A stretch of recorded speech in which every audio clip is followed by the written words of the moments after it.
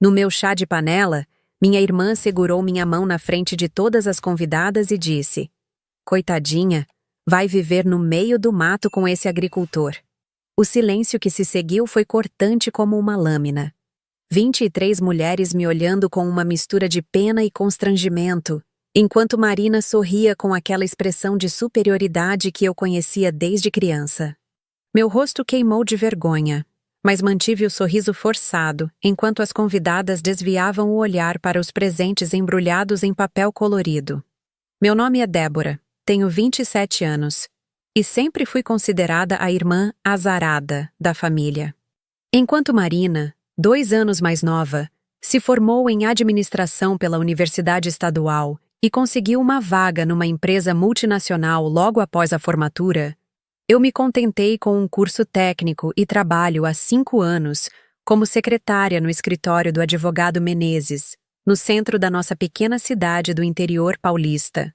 Não que eu me importe com minha vida simples, mas para minha família, especialmente para minha mãe, eu sempre fui a filha que podia ter ido mais longe. Débora nunca teve ambição. Ouvi minha mãe comentar ao telefone com a tia Sônia na semana anterior ao chá. A Marina já está falando em fazer pós-graduação, e a Débora aí, satisfeita com aquele empregadinho. A palavra empregadinho saiu da boca dela como se fosse algo sujo. Fingi que não escutei e continuei lavando a louça, mas cada palavra ficou gravada na memória como uma marca quente. Marina sempre foi a estrela da família. Cabelos lisos e dourados, que ela mantinha impecáveis com tratamentos caros, olhos verdes herdados do nosso pai e uma confiança que parecia nascer junto com ela. Eu herdei os cabelos castanhos e rebeldes da mãe, que insistiam em formar ondas desajeitadas, e os olhos escuros que ela sempre dizia serem sem graça. Marina usava salto alto desde os 15 anos e sabia exatamente como se portar em qualquer ambiente. Eu tropeçava nas próprias pernas usando tênis. O chá de panela estava sendo realizado na casa da minha prima Fernanda, com decoração rosa e dourada que Marina havia escolhido pessoalmente. Para combinar com a personalidade da noiva, ela havia dito, como se conhecesse minha personalidade melhor do que eu mesma. As mesas estavam cobertas com toalhas de renda, havia arranjos de flores brancas em todos os cantos, e um bolo de 3 andares enfeitava a mesa principal. Tudo muito bonito. Muito organizado. Muito... Marina. Conheci Carlos há 8 meses, numa feira de produtos orgânicos que acontece aos sábados na Praça Central. Eu havia ido comprar verduras para a semana quando o vi organizando caixotes de tomates, com um cuidado quase maternal. Suas mãos eram grandes e calejadas, com terra grudada embaixo das unhas. E ele usava uma camisa xadrez desbotada que havia conhecido dias melhores. Quando nossos olhares se cruzaram, ele sorriu de um jeito tímido que me fez esquecer completamente o que estava procurando. "Estes tomates estão frescos?" Perguntei, só para ter uma desculpa para conversar. "Colhidos ontem de manhã", respondeu ele, pegando um tomate e oferecendo para eu sentir. "Pode apertar, vai ver que está no ponto certo." Suas mãos roçaram nas minhas quando peguei o tomate e senti uma eletricidade que nunca havia experimentado antes. Ele cheirava a terra úmida e sol, uma combinação estranha que me pareceu a coisa mais natural do mundo. Conversamos por 20 minutos sobre plantio, colheita e o tempo, assuntos que eu jamais imaginei que pudessem ser interessantes. Quando fui embora com uma sacola cheia de verduras que nem precisava, já sabia que queria vê-lo novamente. Carlos tinha 32 anos, era viúvo há 3 anos e morava numa propriedade a 15 quilômetros da cidade. Falava pouco sobre si mesmo, mas quando falava, era com uma sinceridade que me desarmava completamente. Não tinha televisão em casa. Preferia ler livros à luz de um abajur antigo. Não usava redes sociais. Dizia que não via sentido em mostrar a vida para desconhecidos. Trabalhava de sol a sol. Chegava em casa com terra nas roupas e sempre trazia algo da horta para mim. Um pé de alface, tomate cereja, ou ervas que eu nem sabia que existiam. Para mim, Carlos representava tudo o que eu sempre procurei sem saber. honestidade, simplicidade e uma forma de amar que era silenciosa, mas constante.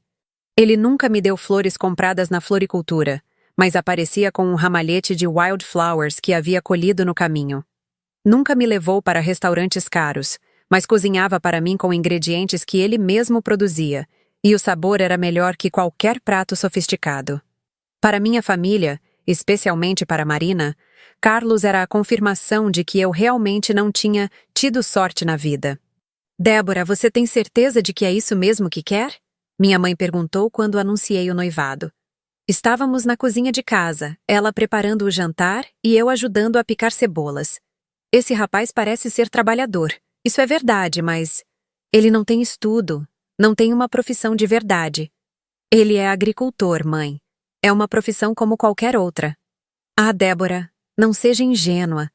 Que tipo de futuro vocês vão ter? Você vai morar numa casinha no meio do nada, longe de tudo e de todos. E os filhos que vocês tiverem? Vão estudar onde? Marina, que estava sentada na sala assistindo televisão, gritou de lá. Pelo menos ela vai casar, mãe. Já é alguma coisa. A frase veio disfarçada de apoio, mas o tom deixava claro o que ela realmente pensava. Para Marina, eu estava me agarrando na primeira oportunidade que apareceu, por desespero de não ficar solteira.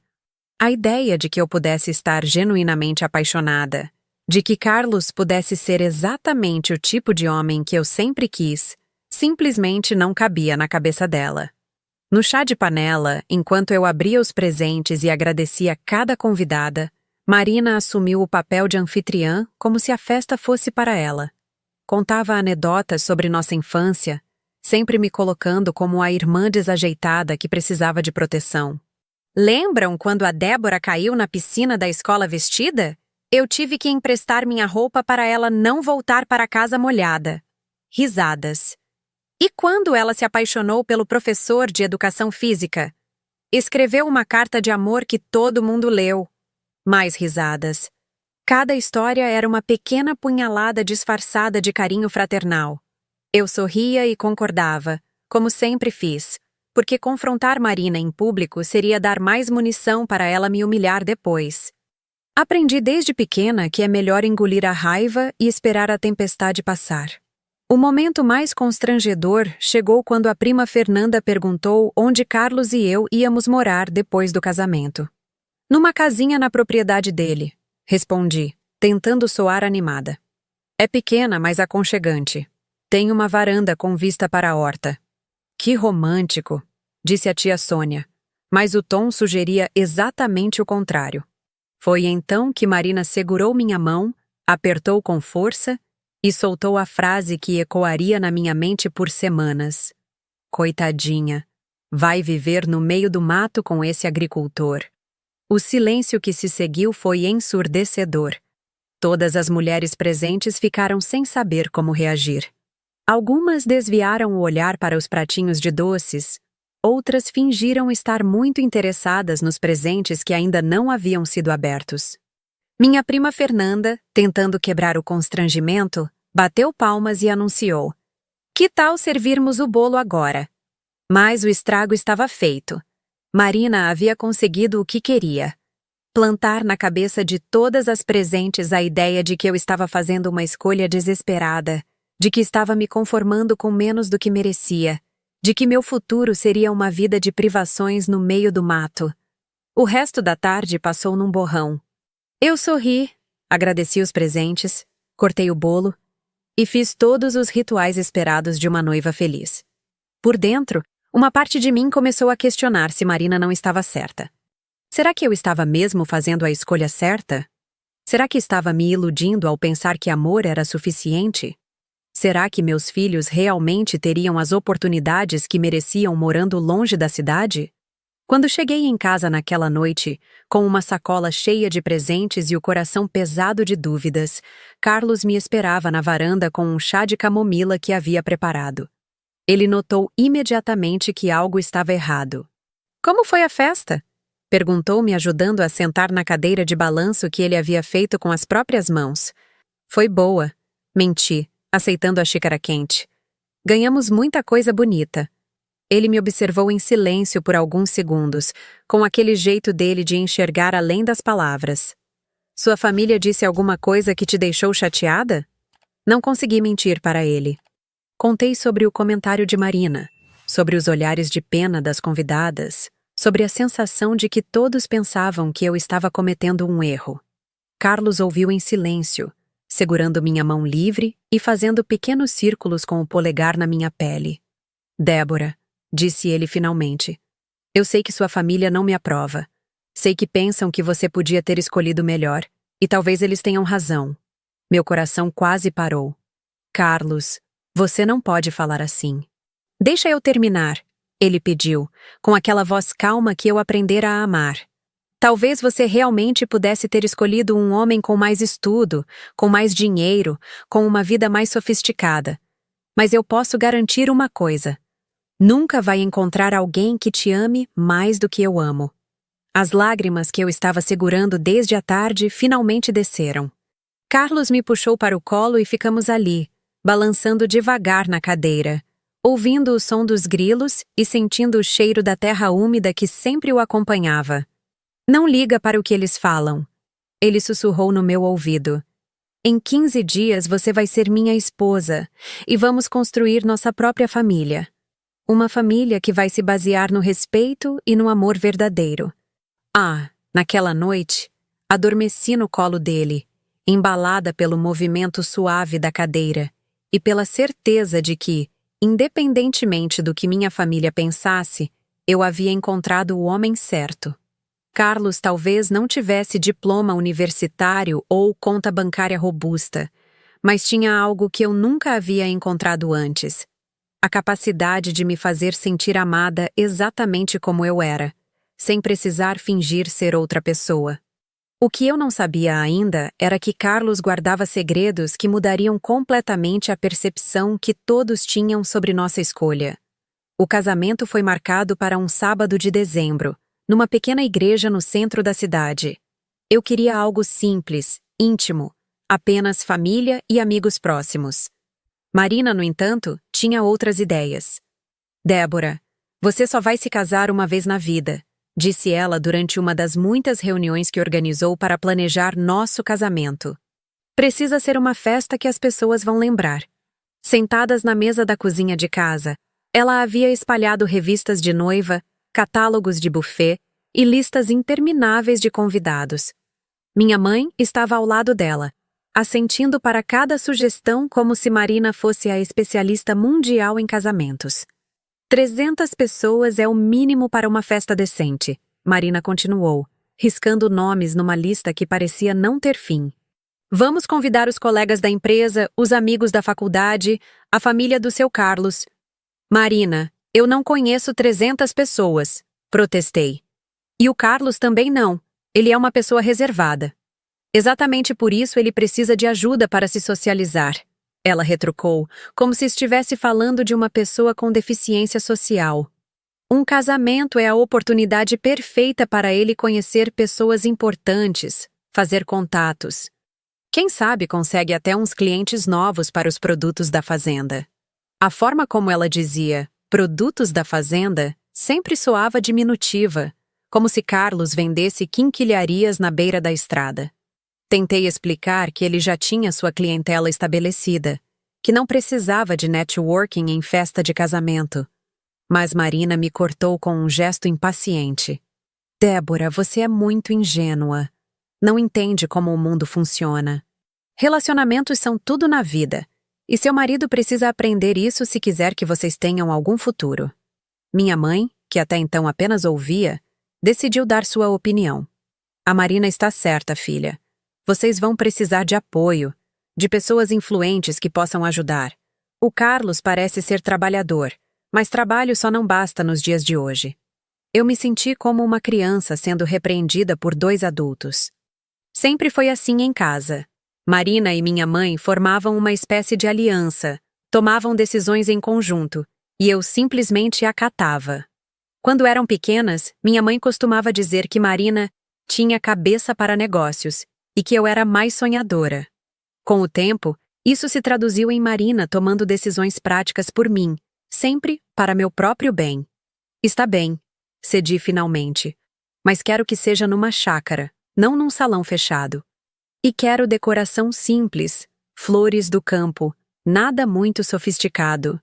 Marina revirou os olhos. Débora, você vai se arrepender se não fizer uma festa elegante. Mas se é isso que você quer... O tom dela sugeria que eu estava cometendo mais um erro numa longa série de escolhas ruins.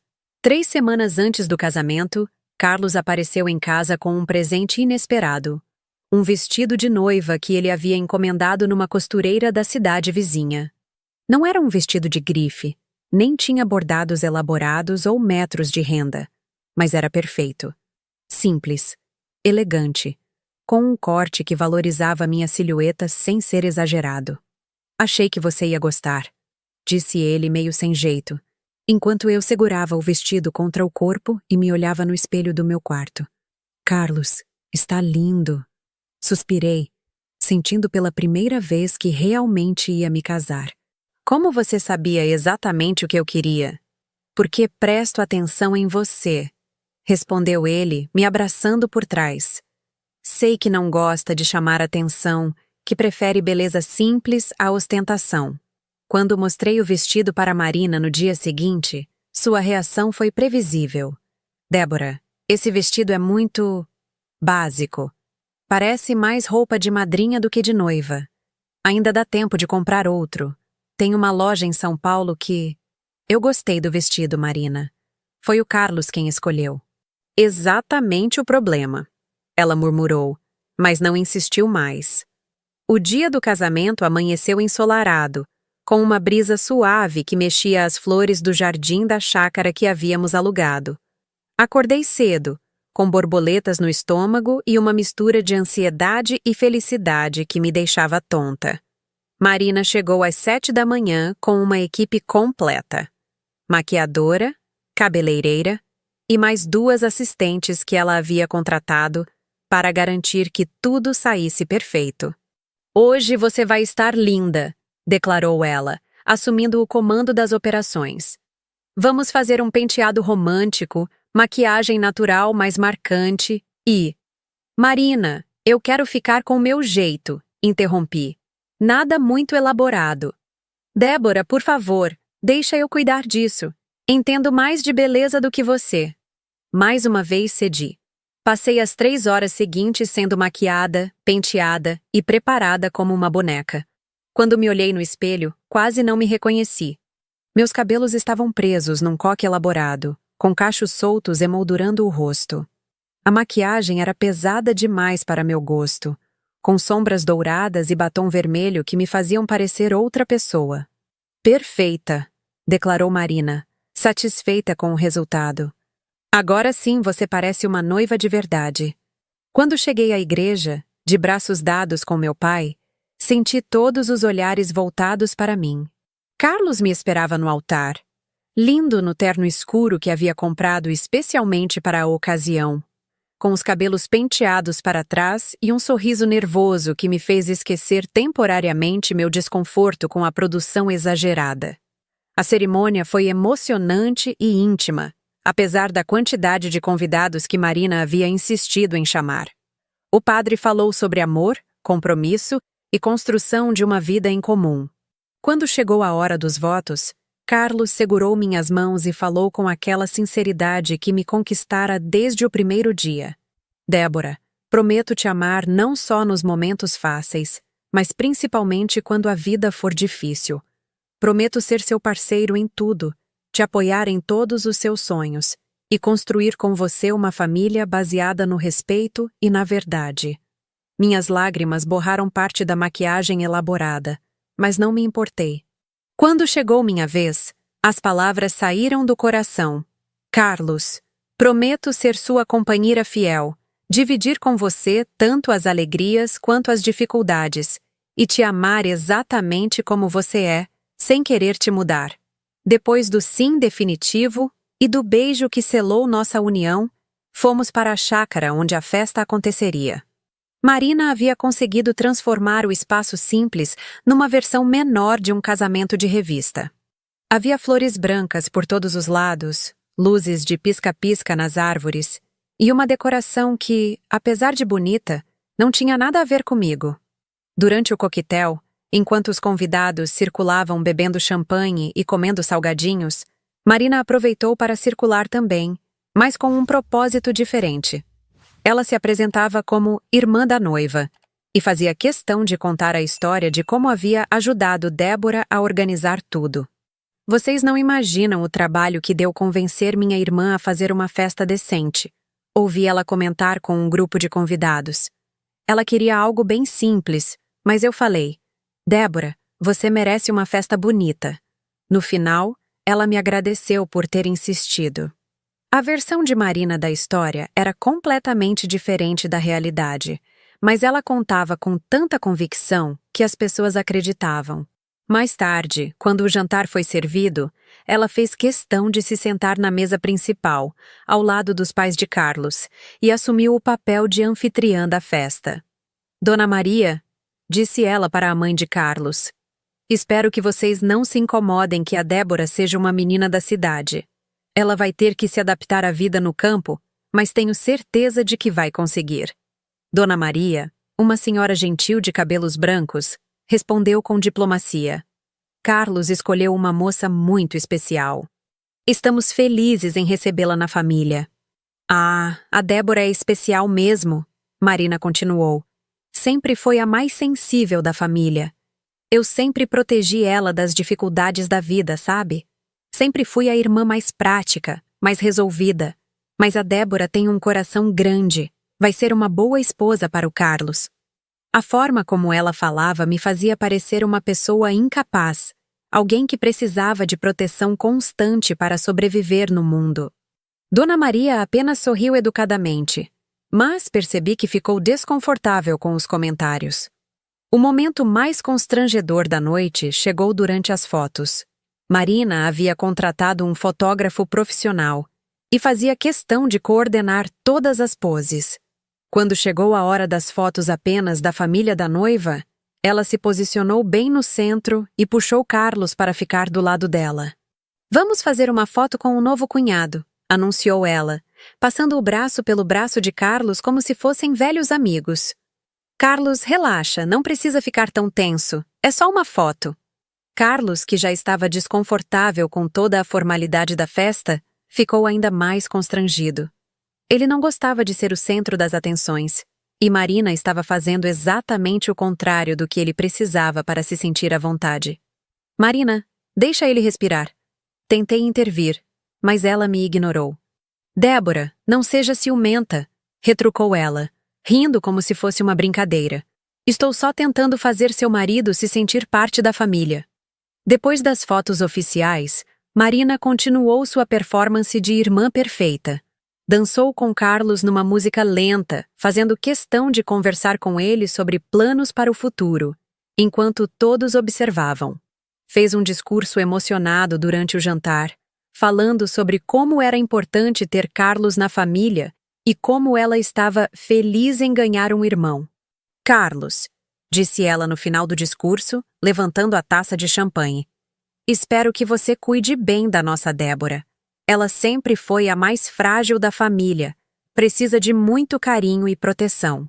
Mais uma vez, Marina havia conseguido me diminuir publicamente, desta vez disfarçando a humilhação de preocupação fraternal. Todos os convidados riram e aplaudiram, achando linda a demonstração de amor entre irmãs. Só eu percebi a verdadeira intenção por trás das palavras. Quando a festa finalmente terminou, perto das 2 da manhã, eu estava exausta física e emocionalmente. Carlos e eu nos despedimos dos últimos convidados e fomos para o hotel onde passaríamos nossa primeira noite como casal casado.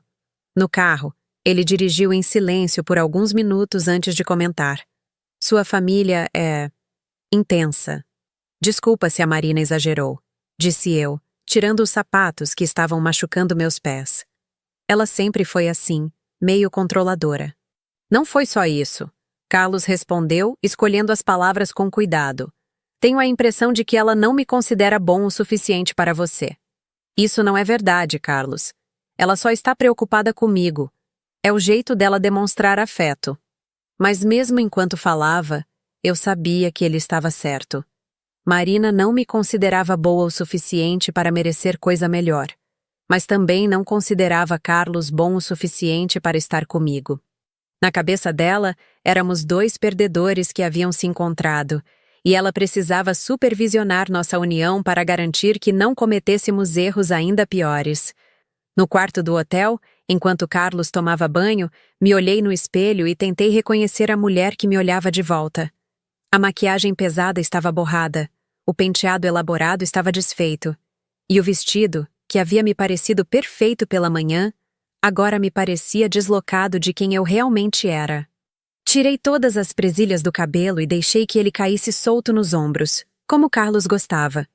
Limpei o rosto com lenços demaquilantes até restar apenas eu mesma, sem artifícios. Quando ele saiu do banheiro, sorriu do jeito que eu conhecia. "Agora sim", disse ele me abraçando. "Agora você voltou a ser minha Débora." Naquela noite, adormecemos como marido e mulher, planejando nossa vida simples na casinha da fazenda. Eu estava feliz, mas uma pequena parte de mim não conseguia esquecer as palavras de Marina durante a festa. Será que eu realmente era frágil demais para a vida que havia escolhido? Será que Carlos um dia se cansaria de ter que me proteger das dificuldades da vida?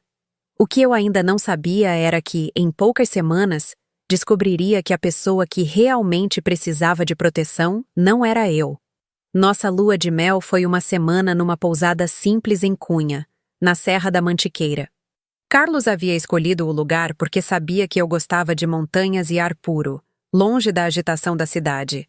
Foram 7 dias perfeitos, acordando com o canto dos pássaros, caminhando por trilhas na mata e descobrindo um ao outro sem a pressão dos olhares curiosos da família. "Aqui ninguém nos conhece", disse Carlos na primeira manhã, enquanto tomávamos café da manhã na varanda da pousada, observando a neblina se desfazer entre as árvores. "Podemos ser apenas nós mesmos." Ele estava certo. Longe das expectativas de Marina, dos comentários da minha mãe e dos olhares de pena dos conhecidos, eu me senti livre pela primeira vez em muito tempo. Carlos me mostrou plantas que eu nunca havia visto, me ensinou a identificar o canto de diferentes pássaros e me fez rir com histórias da sua infância no campo. "Você é diferente quando está relaxada", ele comentou na quarta noite, enquanto observávamos as estrelas deitados numa rede na varanda do nosso quarto. "Mais confiante, mais você mesma." "É que em casa eu sempre me sinto julgada", confessei, entrelaçando meus dedos nos dele. Como se tudo que eu faço ou digo fosse analisado, pesado, comparado com o que a Marina faria na mesma situação. Carlos ficou em silêncio por um momento, balançando a rede devagar. "Débora, posso te fazer uma pergunta?" "Claro. Por que você deixa sua irmã decidir as coisas por você?" A pergunta me pegou desprevenida. "Eu não deixo ela decidir." "Deixa sim", ele disse gentilmente. "O casamento foi do jeito que ela quis, não do seu. Você queria algo simples e acabou tendo uma festa de 300 pessoas. Queria decoração rústica e ganhou um evento de revista." Tentei protestar, mas ele continuou. "E não é só o casamento. Você me contou que ela escolheu seu curso técnico, que ela te convenceu a trabalhar no escritório do advogado Menezes, que ela decidiu onde vocês iam morar quando se mudaram da casa dos pais." "Ela só quer me ajudar", murmurei, mas as palavras soaram fracas até para mim mesma. "Ou ela quer te controlar", Carlos respondeu, virando-se para me olhar nos olhos. "Amor, você é uma mulher inteligente, capaz, com suas próprias opiniões. Não precisa da aprovação de ninguém para tomar suas decisões." Aquela conversa plantou uma semente de questionamento que cresceria nas semanas seguintes. Pela primeira vez, comecei a pensar se minha dinâmica com Marina era realmente saudável, ou se eu havia me acostumado tanto com sua dominância que nem percebia mais. Quando voltamos da lua de mel, nos mudamos para a casa de Carlos na fazenda. Era uma construção simples, mas bem cuidada, com 2 quartos, uma sala aconchegante, cozinha ampla e uma varanda que dava vista para a horta. As paredes eram pintadas de amarelo claro, Havia móveis de madeira que Carlos havia feito com as próprias mãos, e um jardim pequeno, mas bem cultivado na frente da casa. Agora você pode decorar do jeito que quiser, disse Carlos, me entregando as chaves da casa. Esta é nossa casa, Débora. Quero que você se sinta completamente à vontade aqui. Nos primeiros dias, me senti como uma criança numa casa nova. Reorganizei os móveis, plantei flores na janela da cozinha e transformei o quarto menor num escritório onde eu pudesse trabalhar. Carlos havia me dado um computador para que eu pudesse fazer serviços de digitação freelancer, enquanto me adaptava à vida no campo. A rotina de Carlos era simples e previsível. Acordava às 5 da manhã, tomava café forte e pão com manteiga e ia para a plantação até o meio-dia. Voltava para almoçar, descansava 1 hora e retornava ao trabalho até às 6 da tarde. Jantávamos juntos, conversávamos na varanda e íamos dormir cedo. Era uma vida tranquila, sem a correria e o estresse da cidade. Eu estava me adaptando bem à nova rotina quando Marina decidiu fazer sua primeira visita. Vim conhecer o novo lar da minha irmãzinha, anunciou ela, saindo de um carro com ar-condicionado numa tarde de janeiro especialmente quente. Usava um vestido branco de tecido leve, sapatos de salto baixo, mas elegantes, e carregava uma bolsa de couro que custava mais do que meu salário de 1 mês. Carlos estava na plantação, então fui recebê-la sozinha. Mesmo antes de entrar na casa, ela já estava fazendo seus comentários. Nossa, Débora, é bem pequeno mesmo, né? E tão isolado. Como você faz para ir ao mercado, ao médico, essas coisas? Tem uma cidade a 15 quilômetros daqui, expliquei, abrindo a porta da frente. Carlos me leva quando preciso, ou eu pego o ônibus que passa na estrada principal. Ônibus? Ela repetiu, como se a palavra fosse de uma língua estrangeira. Imagino como deve ser interessante. Marina entrou na casa como uma inspetora, observando cada detalhe, com olhar crítico. Passou os dedos nos móveis procurando poeira. Examinou a cozinha como se fosse descobrir segredos ocultos e fez questão de comentar cada cômodo. A sala é bonitinha, mas muito pequena para receber visitas. E este sofá? É o mesmo que estava aqui quando você chegou? Carlos fez este sofá, respondi, passando a mão carinhosamente no estofado de tecido xadrez. Ele trabalha com madeira nas horas vagas. Ah, que útil, ela disse, sentando-se com cuidado como se o móvel fosse desabar. E a cozinha? Você está conseguindo cozinhar direitinho? Lembro que você nunca foi muito habilidosa com panelas. Estou aprendendo. Carlos me ensina algumas receitas, e eu estou experimentando pratos novos. Que bom, ela disse, mas o tom sugeria exatamente o contrário. E o que você faz o dia todo aqui? Deve ser muito silencioso. Tentei explicar minha nova rotina. O trabalho freelancer pela manhã, o cuidado com a horta à tarde, a leitura na varanda no final do dia. Para mim, era uma vida rica e satisfatória. Para Marina, claramente era uma existência vazia. Débora, você não sente falta da cidade? Da movimentação, das pessoas, das opções de lazer? Não, respondi honestamente. Aqui eu tenho paz. Posso pensar, posso criar, posso ser eu mesma sem pressa. Marina me olhou como se eu estivesse falando de um planeta distante. Mas e sua carreira? Seus planos profissionais? Você sempre disse que queria crescer, ter independência financeira. Eu tenho independência financeira. Meu trabalho freelancer está indo bem, e aqui os gastos são menores. Além disso, Carlos e eu somos uma parceria. Não preciso competir com ninguém ou provar nada. Parceria, ela repetiu, fazendo uma expressão cética. Débora, você precisa ter cuidado para não se acomodar. Uma mulher sempre precisa ter seu próprio dinheiro, sua própria carreira. E se as coisas não derem certo entre vocês? Por que não dariam certo? Ora, Débora, seja realista. Vocês mal se conhecem. Viveram em mundos completamente diferentes. Ele nunca conviveu com pessoas da cidade, não tem educação formal, não entende como funciona o mundo moderno. E você nunca viveu no campo, não sabe lidar com as dificuldades da vida rural. Cada palavra era uma pequena semente de dúvida plantada com precisão cirúrgica.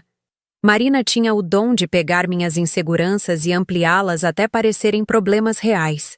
Foi nesse momento que Carlos voltou da plantação para almoçar. Ele entrou pela porta dos fundos, como sempre fazia, com as botas sujas de terra e a camisa grudada no corpo pelo suor. Quando viu Marina na sala, parou na soleira da cozinha, claramente desconfortável. "Oi, Carlos", Marina disse, levantando-se do sofá com um sorriso forçado. "Vim conhecer a casa de vocês. Que lugar rústico." "Oi, Marina", ele respondeu, tentando disfarçar o constrangimento. "Desculpa, estou sujo do trabalho. Vou tomar um banho e..." "Não se preocupe", ela o interrompeu. "Imagino que trabalhar na terra seja muito desgastante. Débora me contou que você acorda muito cedo todos os dias." "É o que precisa ser feito", Carlos respondeu simplesmente. Claro, claro. E deve ser lucrativo, né? Quer dizer, com todos esses produtos orgânicos na moda? A pergunta sobre dinheiro deixou Carlos ainda mais desconfortável. Ele nunca gostava de falar sobre finanças, especialmente com pessoas que mal conhecia. "A gente consegue viver bem", disse ele, dirigindo-se para o banheiro. "Com licença." Depois que ele saiu, Marina se virou para mim com uma expressão que misturava pena e preocupação. "Viu? Ele nem consegue manter uma conversa civilizada. Como vocês vão fazer quando precisarem socializar com outras pessoas?" "Carlos é tímido, Marina. Não gosta de falar sobre si mesmo." "Tímido ou sem assunto?" ela questionou. "Débora, você precisa pensar no futuro. E se vocês quiserem ter filhos? Que tipo de educação essas crianças vão ter aqui no meio do nada? Que oportunidades vão ter?" Durante o almoço, Marina continuou sua campanha sutil de desmoralização. Fez perguntas sobre a escola mais próxima, sobre atendimento médico, sobre opções de cultura e lazer para crianças. Cada pergunta era apresentada como preocupação legítima, mas o efeito cumulativo era devastador. "Não estou criticando", ela dizia sempre antes de fazer outro comentário destrutivo. "Só estou preocupada com sua felicidade. Você sempre foi uma pessoa que gostava de gente, de movimento. Tenho medo de que se isole demais aqui." Carlos comeu em silêncio, respondendo apenas quando perguntado diretamente. Percebi que ele estava se sentindo analisado, julgado, e isso me incomodou profundamente. Na nossa casa, ele deveria se sentir à vontade, mas a presença de Marina havia transformado o ambiente numa sala de tribunal. Depois do almoço, Marina anunciou que precisava voltar para a cidade. "Tenho uma reunião importante amanhã cedo", explicou, ajeitando a bolsa no ombro. "Mas foi muito bom conhecer sua nova vida, Débora." Ela me abraçou na porta, sussurrando no meu ouvido. "Qualquer coisa que você precisar, pode me ligar. Está bem? Sou sua irmã. Estarei sempre aqui para te ajudar." Quando o carro dela desapareceu na estrada de terra, Carlos e eu ficamos parados na varanda, observando a poeira baixar. O silêncio se estendeu por vários minutos antes de ele falar.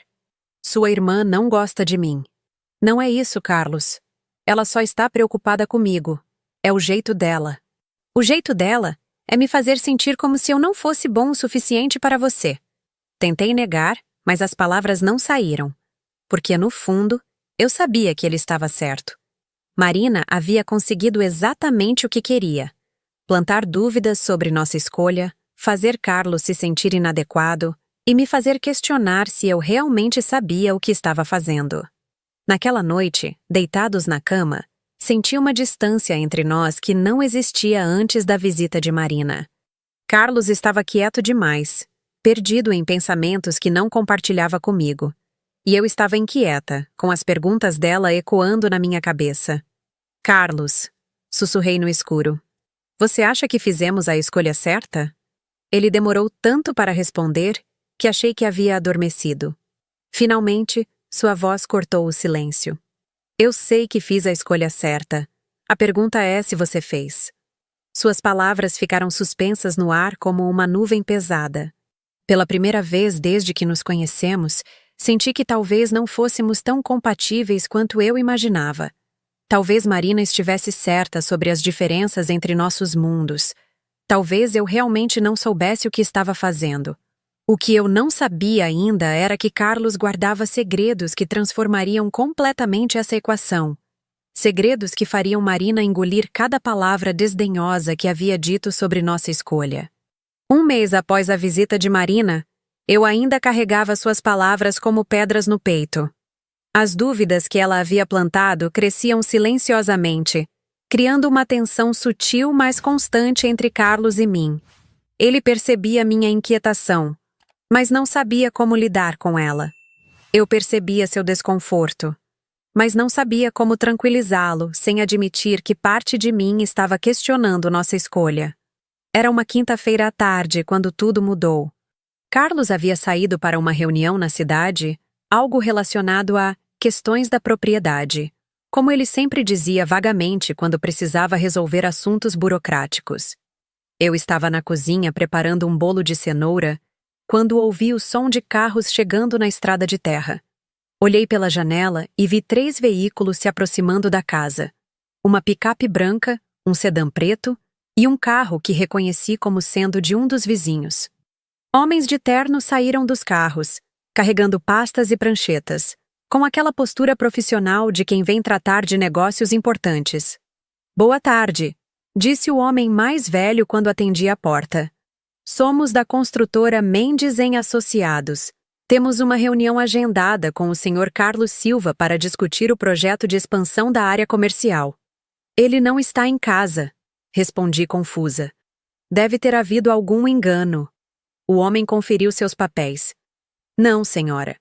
A reunião foi confirmada ontem. Viemos discutir os detalhes do empreendimento que será construído na área sul da propriedade." "O Sr. Carlos não comentou nada?" Meu coração acelerou. Que empreendimento? Que área sul? Carlos nunca havia mencionado nada sobre construção ou projetos comerciais na fazenda. "Talvez seja melhor vocês voltarem outro dia", sugeri, tentando disfarçar minha confusão. "Quando ele estiver em casa." "Senhora", o homem disse gentilmente, "talvez haja algum mal-entendido. O Sr. Carlos Silva é o proprietário da Silva Agronegócios, correto? Estamos falando de uma das maiores operações de agricultura orgânica do estado." As palavras ecoaram na minha cabeça como sinos distantes. Silva Agronegócios? Maior operação do estado?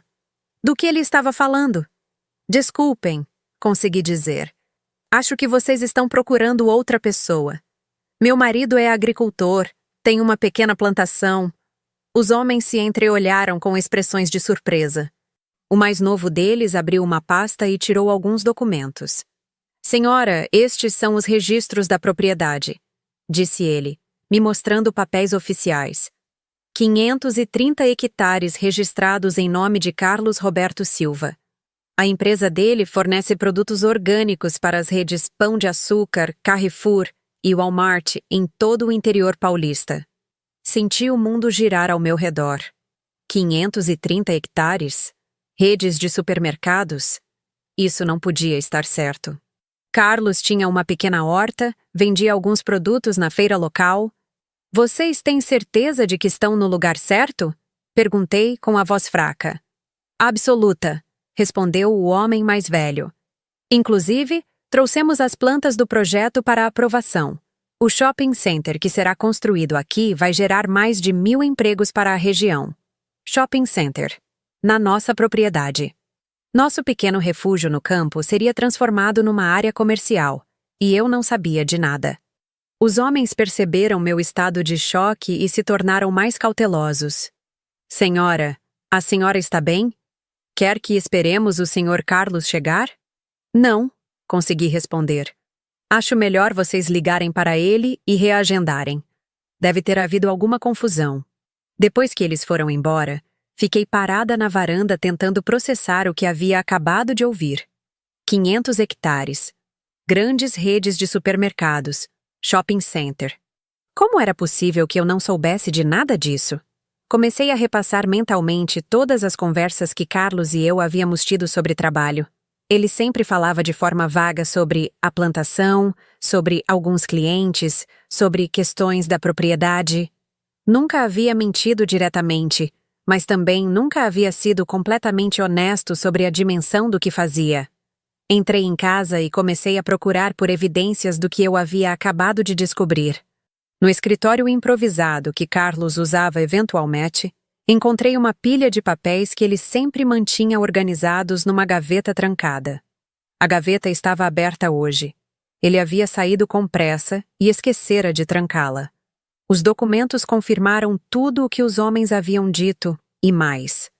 Contratos de fornecimento com valores que me fizeram sentar na cadeira de susto. Extratos bancários de contas que eu nem sabia que existiam. Correspondências de advogados e contadores. E, no meio de tudo, plantas arquitetônicas de um complexo comercial que seria construído onde hoje havia apenas pasto e árvores. Carlos não era um simples agricultor. Ele era um empresário bem-sucedido, dono de uma operação que movimentava milhões de reais por ano. E eu, sua esposa, não sabia de nada. Quando ouvi o som da sua picape chegando, já passava das 7 da noite. Eu estava sentada na mesa da cozinha, com todos os papéis espalhados na minha frente, tentando entender como havia me casado com um estranho. "Oi, amor", ele disse, entrando pela porta dos fundos como sempre fazia. Parou ao me ver com os documentos, e sua expressão mudou completamente. "Débora, eu posso explicar." "Explicar o quê, Carlos?" perguntei, com uma calma que não refletia o turbilhão dentro de mim. "Explicar que você é dono de 500 hectares de terra? Explicar que sua empresa fatura milhões por ano? Explicar que vai construir um shopping center na nossa propriedade sem me contar?" Ele se aproximou devagar, como se estivesse lidando com um animal assustado. "Vieram os homens da construtora?" "Vieram. E me trataram como se eu fosse louca por não saber que meu próprio marido é um empresário importante." Carlos puxou uma cadeira e sentou na minha frente, passando as mãos pelos cabelos. "Débora, eu queria te contar. Sempre quis. Mas o quê? Mas tinha medo de que você se casasse comigo pelo dinheiro, não por amor." A explicação me atingiu como um soco no estômago. "Você achou que eu era interesseira?" "Não", ele respondeu rapidamente. "Nunca pensei isso de você. Mas todas as mulheres que eu conheci antes ficavam interessadas quando descobriam sobre a empresa. Elas mudavam, sabe? Começavam a me tratar diferente, a ter expectativas diferentes." "Ah, então você preferiu me enganar?" "Não foi engano", ele protestou. "Tudo o que eu te contei é verdade. Eu trabalho na terra, acordo cedo, planto e colho com as próprias mãos. A diferença é que faço isso numa escala maior do que você imaginava." Olhei para os papéis espalhados na mesa. Contratos, extratos bancários, projetos imobiliários. "Carlos, você tem uma empresa que vale milhões. Tem funcionários, escritórios, advogados. E eu achando que era casada com um agricultor simples que vendia tomates na feira." "Eu vendo tomates na feira", ele disse defensivamente. "Gosto de manter contato direto com alguns clientes, de não perder as raízes." "As raízes?", repeti, rindo sem humor. "Carlos, você me deixou acreditar que éramos um casal simples, que nossa vida seria modesta, que teríamos que lutar para construir nosso futuro juntos. E o tempo todo você tinha dinheiro suficiente para... Para quê? Para te dar uma vida que você não queria? Débora, lembra quando nos conhecemos? Você estava cansada da pressão da sua família, queria paz, simplicidade.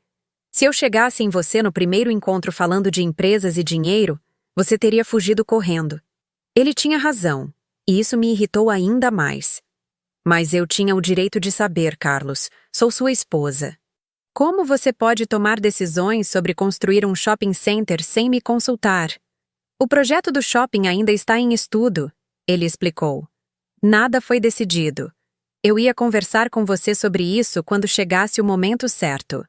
"Quando seria o momento certo?" "Quando as máquinas chegassem para derrubar as árvores." Carlos ficou em silêncio por um longo momento, olhando para as próprias mãos. Quando falou novamente, sua voz estava carregada de frustração. "Débora, você quer saber a verdade?" Eu não contei porque estava com medo. Medo de quê? Medo de que você mudasse. Medo de que começasse a me ver como sua família me vê, como um meio de ter uma vida mais confortável. Medo de que nosso amor simples e honesto se transformasse em alguma coisa complicada e interesseira. As palavras dele me atingiram como uma revelação dolorosa. Durante todas essas semanas, eu havia duvidado dele, questionado nossa compatibilidade, me perguntado se Marina não estava certa sobre nossas diferenças. E o tempo todo, ele estava duvidando de mim. Carlos, disse eu finalmente, você me subestimou. Achei que me conhecia melhor do que isso. E você me subestimou também, ele respondeu. Achou que eu não era bom o suficiente para você. Vi nos seus olhos depois da visita da sua irmã. Começou a questionar nossa escolha, a se perguntar se não estava se contentando com menos do que merecia. O silêncio que se seguiu foi carregado de verdades dolorosas que nenhum de nós queria admitir. Nós dois havíamos mentido. Ele por omissão, eu por negação.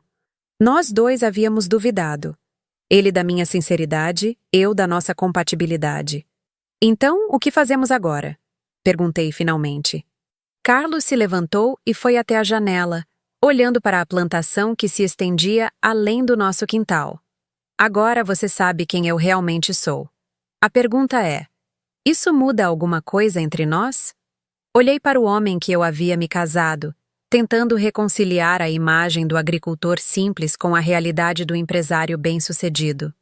Suas mãos ainda estavam calejadas, ainda cheiravam a terra, ainda me tocavam com a mesma gentileza de sempre.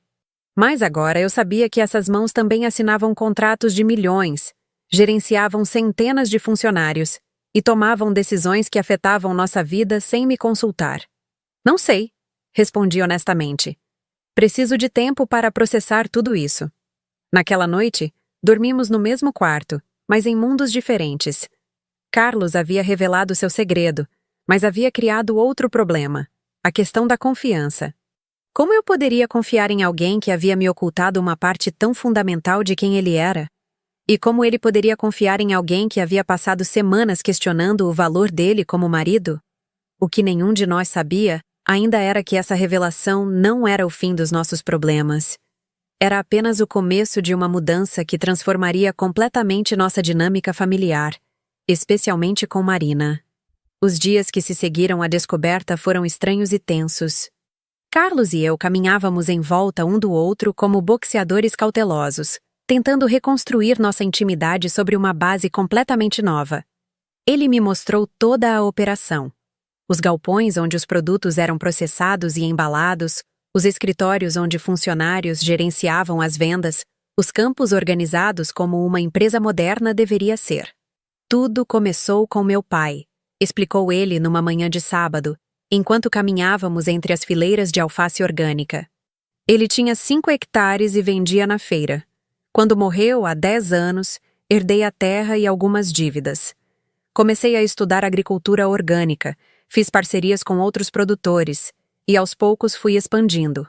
Eu ouvia em silêncio, tentando conciliar a história de crescimento gradual com a magnitude do que ele havia construído.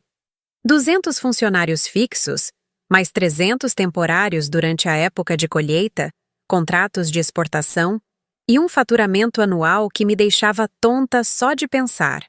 Por que você não me contou isso desde o início? Perguntei, parando diante de uma estufa climatizada onde cresciam tomates perfeitos.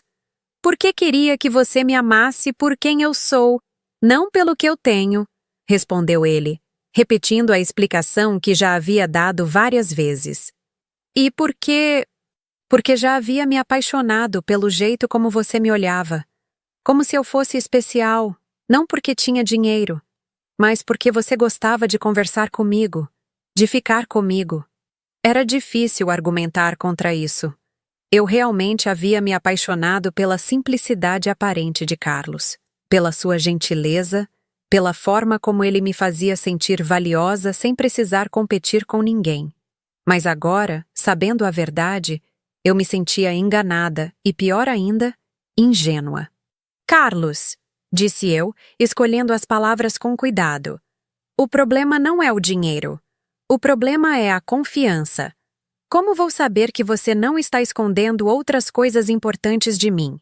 Ele parou de caminhar e me olhou com uma expressão que misturava dor e determinação. Você não vai saber. Vai ter que confiar em mim, como eu vou ter que confiar em você. Casamento é assim, Débora. É um salto de fé constante. Naquela mesma tarde, meu telefone tocou. Era Marina. Oi, irmãzinha, como estão as coisas por aí no fim do mundo? Perguntou ela com aquele tom de brincadeira que sempre usava quando falava sobre minha vida no campo. Estão bem, respondi, decidindo não contar ainda sobre minha descoberta. Que bom! Olha, estou ligando porque quero fazer um convite para vocês. Você lembra do Fernando, meu namorado? Ele vai dar uma festa de aniversário sábado que vem, e quero que vocês venham. Vai ser uma coisa elegante, pessoas importantes, uma ótima oportunidade para o Carlos conhecer gente influente. A ironia da situação me atingiu como uma onda. Marina queria apresentar Carlos a pessoas importantes, sem saber que ele provavelmente era mais bem-sucedido financeiramente do que qualquer um dos convidados da festa. Não sei se o Carlos vai querer ir, disse eu. Você sabe como ele é tímido. Exatamente por isso precisa sair mais. Ela insistiu. Débora, vocês não podem ficar isolados para sempre. Além disso, eu já comentei com algumas pessoas que minha irmã se casou com um agricultor, e elas estão curiosas para conhecê-lo. O tom dela deixava claro que havia apresentado Carlos como uma espécie de curiosidade antropológica, o caipira que havia conquistado a irmã ingênua. A ideia de levá-lo para uma festa onde seria tratado como um peixe fora d'água me deixou furiosa. Marina, não acho que seja uma boa ideia. Por que não? Débora, vocês precisam socializar. E quem sabe o Carlos não faz alguns contatos úteis. Tem um pessoal do agronegócio que vai estar lá. Podem até virar clientes dele. Agronegócio. Se ela soubesse que Carlos provavelmente faturava mais em um mês do que esses contatos úteis em um ano inteiro. Vou conversar com ele. Prometi. Só para terminar a conversa. Quando contei para Carlos sobre o convite, sua reação foi previsível. Não quero ir, Débora. Não me sinto confortável nesse tipo de ambiente. Eu sei, respondi. Mas talvez seja uma oportunidade de mostrar para minha família quem você realmente é. Carlos me olhou com curiosidade. O que você quer dizer? Quero dizer que talvez seja a hora de parar de esconder quem você é. Marina passou meses me fazendo sentir como se eu tivesse feito uma escolha ruim ao me casar com você. Talvez seja a hora de ela descobrir que estava errada. Ele ficou em silêncio por um longo momento considerando a proposta. Você quer que eu vá à festa para humilhar sua irmã? Não para humilhar, corrigi. Para mostrar que ela não sabe tudo, que julgou você sem conhecê-lo realmente. E você acha que isso vai resolver alguma coisa entre vocês duas? Não sei. Admiti. Mas estou cansada de ser tratada como se fosse uma coitadinha que se contentou com menos do que merecia. Carlos considerou minha proposta por 3 dias. Finalmente, numa quarta-feira à noite, ele anunciou sua decisão. Vamos à festa, disse ele, mas sob 2 condições. Pode falar. Primeira, eu não vou me exibir nem tentar impressionar ninguém. Se o assunto da empresa surgir naturalmente, tudo bem. Mas não vou sair por aí distribuindo cartões de visita. Concordo. E a segunda? Segunda. Depois da festa, não quero mais que você se deixe influenciar pela opinião da sua irmã sobre nossa vida. Você casa comigo, Débora, não com minha empresa. Se não conseguir me aceitar pelo que eu sou, independentemente do que eu tenho, então talvez nossa mãe tenha razão sobre nós sermos de mundos diferentes. A seriedade na voz dele me fez perceber que essa festa seria um teste para nossa relação. Não apenas sobre como lidaríamos com minha família, mas sobre se conseguiríamos reconstruir a confiança que havia sido abalada. No sábado da festa, eu escolhi um vestido simples, mas elegante. Nada muito chamativo. Carlos usou o mesmo terno do casamento, impecavelmente passado, e sapatos de couro que haviam sido engraxados até brilhar. Ele estava nervoso, mas determinado. A festa era na casa de Fernando, um advogado que morava num condomínio fechado na zona nobre da cidade. Carros importados ocupavam todas as vagas da rua, e o som de conversas animadas e música soft chegava até a calçada. "Você tem certeza de que quer fazer isso?" perguntou Carlos, estacionando nossa picape entre um BMW e um Mercedes. "Tenho", respondi, mais para convencer a mim mesma do que a ele. Marina nos recebeu na porta com seu sorriso mais radiante, usando um vestido de marca que custava mais do que meu salário de 6 meses. "Vocês vieram!" exclamou ela, me abraçando teatralmente. "E Carlos, que elegante! Quase não te reconheci sem a roupa de trabalho." O comentário já começava com o pé errado, mas Carlos apenas sorriu educadamente. "Obrigado, Marina. Você está linda também." Ela nos conduziu para dentro da casa, que estava repleta de pessoas bem vestidas, segurando taças de champanhe e conversando em grupos. O ambiente era sofisticado, com decoração moderna e música ambiente que criava uma atmosfera de evento corporativo disfarçado de festa social. "Venham, quero apresentar vocês para algumas pessoas", Marina disse, nos puxando em direção a um grupo próximo ao bar. Durante a primeira hora, Marina nos apresentou como se fôssemos seus protegidos sociais.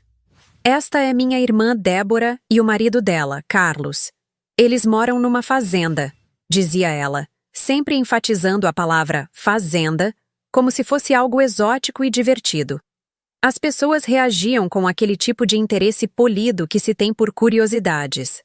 Faziam perguntas sobre a vida no campo, sobre os produtos que Carlos cultivava, sempre com um tom ligeiramente condescendente que me irritava profundamente. "Deve ser uma vida muito tranquila", comentou uma mulher de meia idade, esposa de um empresário local. "Longe de todo o estresse da cidade, quase como umas férias permanentes." "É uma vida de muito trabalho", Carlos respondeu calmamente. "Agricultura exige dedicação integral, planejamento constante e conhecimento técnico especializado." "Ah, claro." Ela concordou distraidamente, já perdendo interesse na conversa. Foi quando chegamos ao grupo dos empresários do agronegócio que Marina havia mencionado que a situação começou a ficar interessante. 3 homens de meia idade, todos com aquela postura de quem se considera muito importante, estavam discutindo a safra de soja e os preços das commodities. "Fernando", Marina chamou o aniversariante. "Quero apresentar meu cunhado Carlos. Ele trabalha com agricultura orgânica. Talvez vocês tenham assuntos em comum." "Dom." Fernando, um homem de 40 e poucos anos com barriga proeminente e ar de superioridade, estendeu a mão para Carlos com um sorriso condescendente. "Agricultura orgânica? Que interessante. É mais um hobby ou consegue tirar algum sustento disso?" "Consigo me sustentar", Carlos respondeu simplesmente.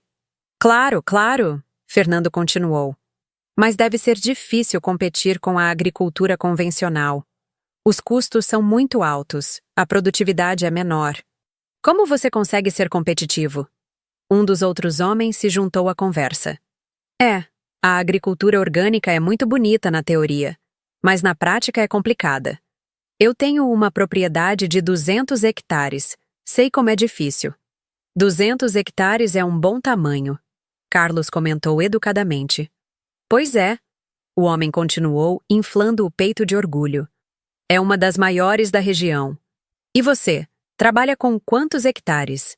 Senti a tensão no ar. Este era o momento que eu estava esperando e temendo ao mesmo tempo. Carlos olhou para mim rapidamente, como se pedisse permissão, e eu assenti quase imperceptivelmente. 530 hectares.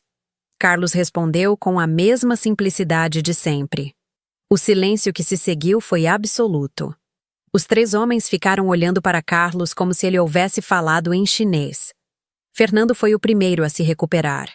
500 hectares? De agricultura orgânica? Isso mesmo.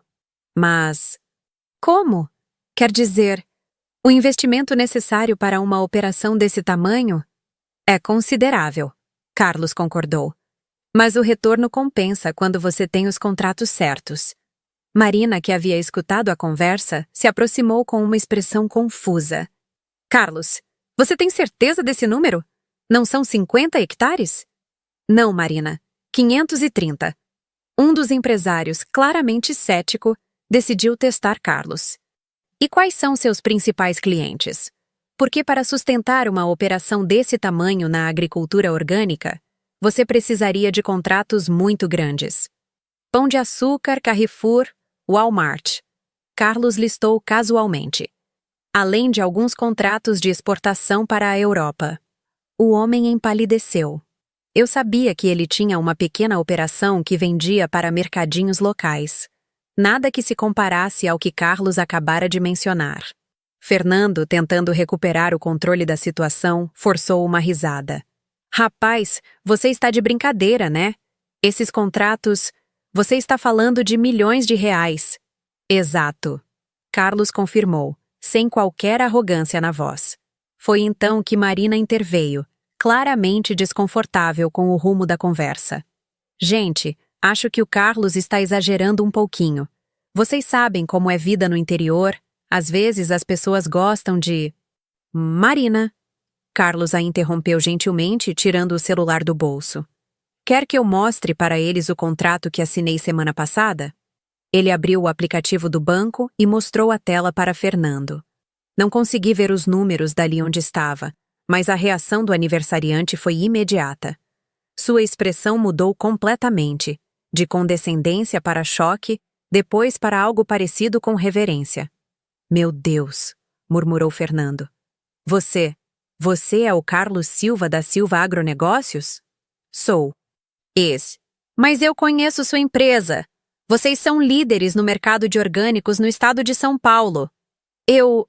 Fernando parou no meio da frase, claramente percebendo que havia passado a última hora tratando como um caipira ignorante, um dos empresários rurais mais bem-sucedidos da região. Os outros dois homens também começaram a conectar os pontos. Um deles, visivelmente envergonhado, tentou se redimir. Desculpa, Carlos. Eu não sabia... Se eu soubesse quem você era... Não faz diferença quem eu sou. Carlos respondeu calmamente. Vocês me trataram com educação, isso é o que importa. Mas todos nós sabíamos que isso não era verdade. Eles haviam tratado Carlos com a condescendência reservada para quem consideram inferior socialmente. E agora, descobrindo que ele era mais bem-sucedido do que todos eles juntos, estavam claramente desconfortáveis. Marina estava parada ao meu lado, com uma expressão que eu nunca havia visto antes. Era uma mistura de choque, confusão e algo que parecia muito com humilhação. Durante meses, ela havia tratado Carlos como um coitado agricultor, que havia se aproveitado da ingenuidade da irmã. Agora descobria que ele era mais rico e poderoso do que qualquer pessoa naquela festa. Débora, ela sussurrou no meu ouvido. Você sabia disso? Descobri há uma semana. Respondi, observando Carlos conversar educadamente com os homens que minutos antes o haviam menosprezado. E não me contou? Achei que você descobriria por conta própria, já que entende tanto de negócios. A ironia na minha voz não passou despercebida. Marina me olhou como se estivesse me vendo pela primeira vez, tentando reprocessar tudo o que havia acontecido entre nós nos últimos meses. O resto da festa foi surreal. A notícia de quem Carlos realmente era se espalhou rapidamente entre os convidados, e de repente ele se tornou a pessoa mais popular do evento. Todos queriam conversar com ele, fazer perguntas sobre agricultura orgânica, pedir conselhos de negócios e oferecer parcerias. Carlos, para seu crédito, permaneceu o mesmo homem gentil e reservado de sempre. Não se exibiu, não humilhou ninguém e tratou todas as pessoas com a mesma educação que sempre demonstrava. Mas sua postura havia mudado subtilmente. Havia uma confiança nova ali, a tranquilidade de quem não precisava mais se esconder. Quando finalmente nos despedimos, já passava da meia-noite.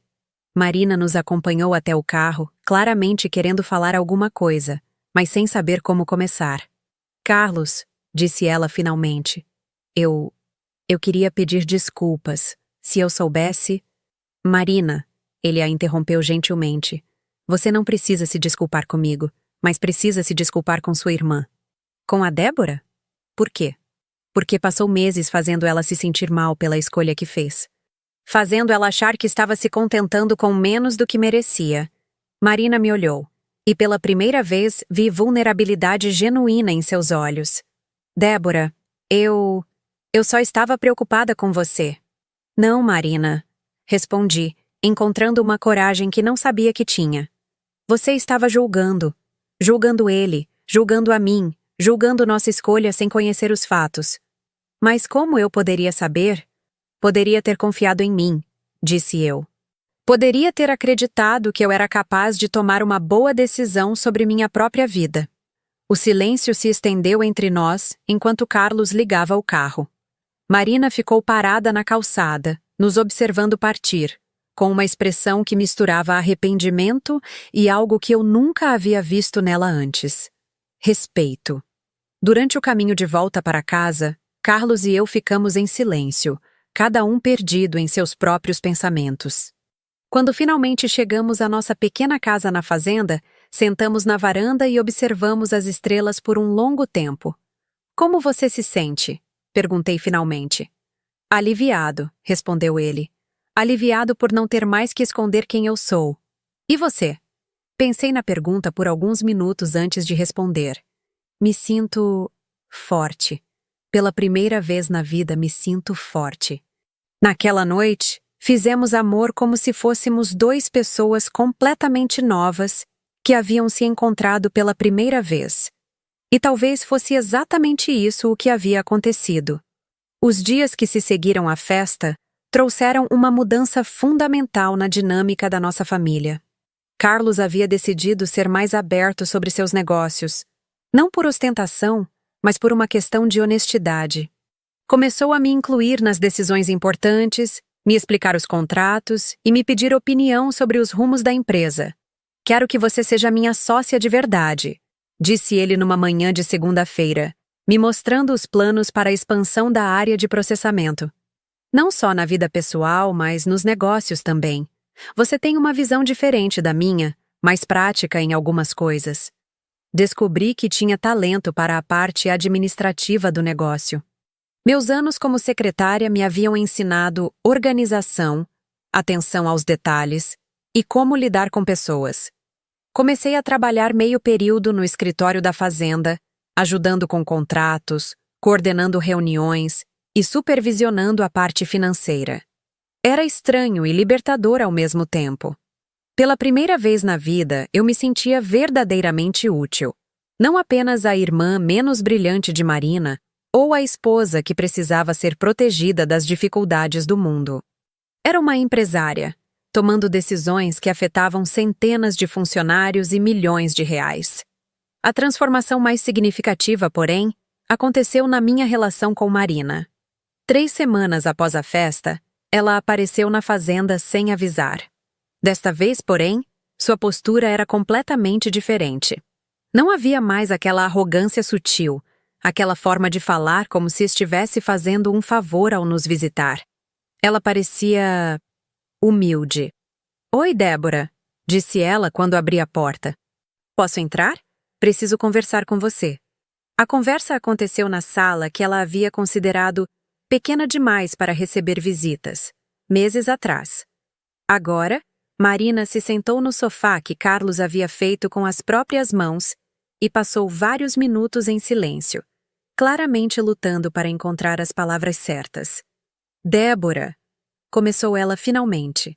Eu preciso te pedir perdão. Por quê? Por tudo. Por ter duvidado de você, por ter julgado o Carlos, por ter tratado vocês como se fôssemos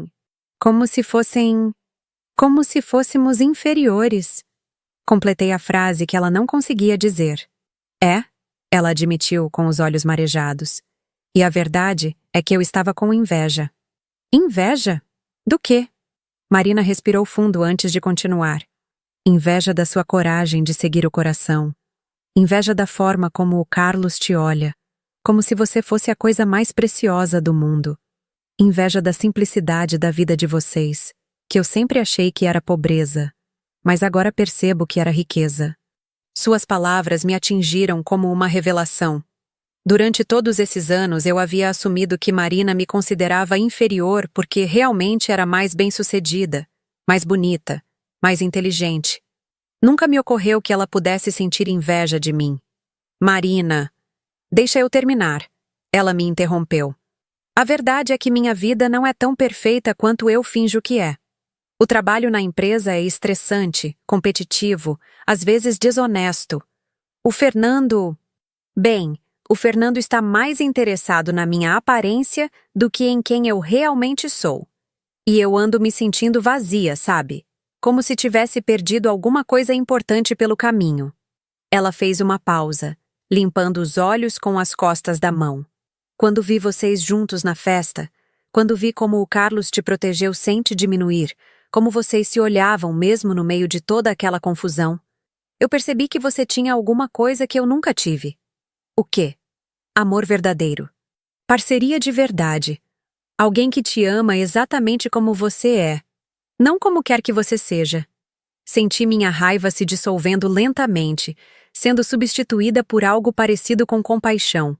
Marina sempre havia parecido tão segura de si, tão confiante em suas escolhas, que nunca me ocorreu que ela pudesse estar lutando com suas próprias inseguranças. E tem mais. Ela continuou. Fui demitida da empresa na semana passada. O quê?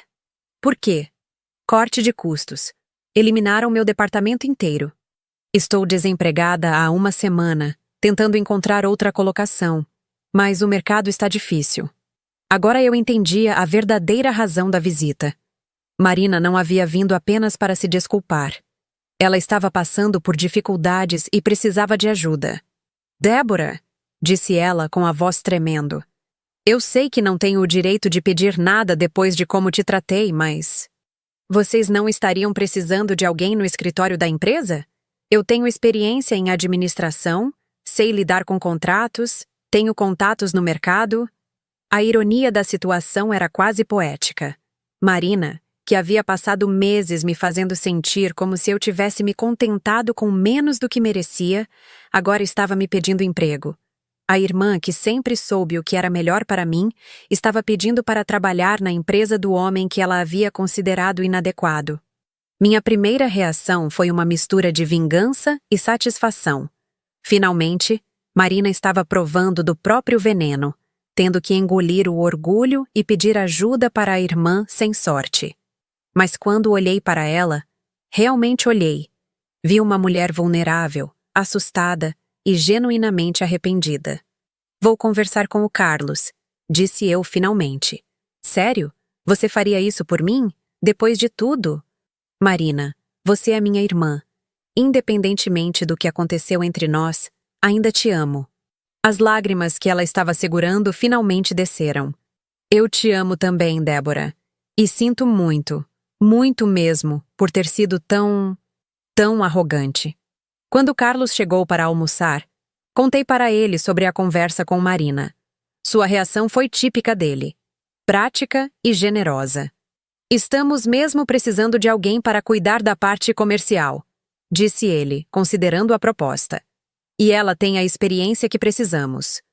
A questão é, você acha que ela mudou mesmo ou está só desesperada? Acho que é um pouco dos dois, respondi honestamente.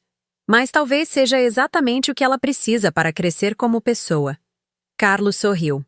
Então vamos dar uma chance para ela, mas com uma condição. Qual? Ela vai trabalhar para você, não para mim. Você é quem vai supervisionar o trabalho dela, definir as responsabilidades, avaliar o desempenho. Se vamos fazer isso, vamos fazer direito.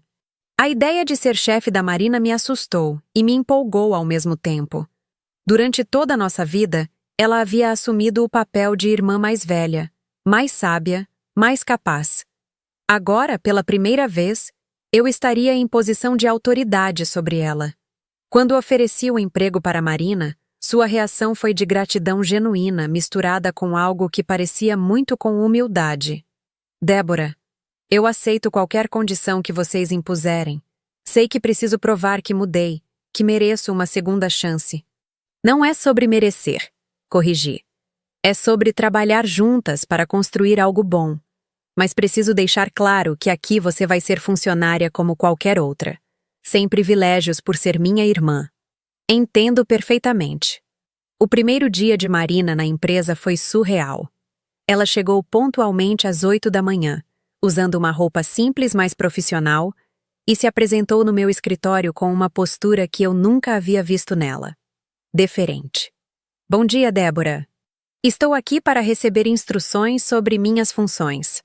Durante as primeiras semanas, observei Marina trabalhando com uma dedicação que me surpreendeu. Ela reorganizou todo o sistema de arquivamento, criou planilhas de controle mais eficientes e estabeleceu contatos com novos clientes potenciais. Não apenas estava fazendo um bom trabalho, estava se esforçando genuinamente para se provar. A mudança mais significativa, porém, estava na forma como ela me tratava. Pela primeira vez na vida, Marina me pedia opinião sobre decisões importantes, respeitava minhas escolhas e me tratava como uma igual. Não havia mais aquela condescendência sutil, aquela forma de falar como se soubesse mais sobre minha vida do que eu mesma. Débora, disse ela numa sexta-feira depois de 3 meses trabalhando conosco, posso te fazer uma pergunta pessoal? Claro. Como você conseguiu perdoar o Carlos por ter escondido a verdade sobre a empresa? A pergunta me pegou desprevenida. Por que está perguntando isso? Porque estou tentando entender como funcionam relacionamentos saudáveis. Toda a minha vida, eu achei que amor era sobre controle, sobre sempre estar certa, sobre ganhar discussões. Mas vendo vocês dois juntos, é diferente. Pensei na pergunta por alguns minutos antes de responder. Eu perdoei porque entendi as razões dele. E porque percebi que eu também havia errado, duvidando dele por causa dos seus comentários. Mas não foi difícil reconstruir a confiança? Foi. Ainda está sendo. Mas a diferença é que agora nós dois estamos comprometidos com a honestidade. Não há mais segredos entre nós. Marina assentiu pensativamente. Acho que nunca tive um relacionamento assim. Sempre foi sobre competição, sobre quem estava certo ou errado. 6 meses depois do início dela na empresa, Marina estava completamente integrada à equipe. Havia encontrado seu lugar como gerente comercial, usando suas habilidades de relacionamento para expandir nossa base de clientes. Mais importante, havia encontrado um propósito que ia além de apenas ganhar dinheiro ou impressionar outros. Sabe, disse ela numa reunião de equipe, nunca pensei que gostaria de trabalhar com agricultura.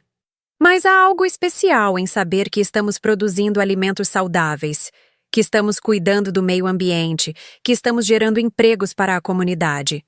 Carlos sorriu do outro lado da mesa. É isso que faz tudo valer a pena. Não é só sobre lucro, é sobre propósito. Naquela noite em casa, refleti sobre as mudanças que haviam acontecido na nossa família. Carlos havia aprendido que honestidade é mais importante que proteção.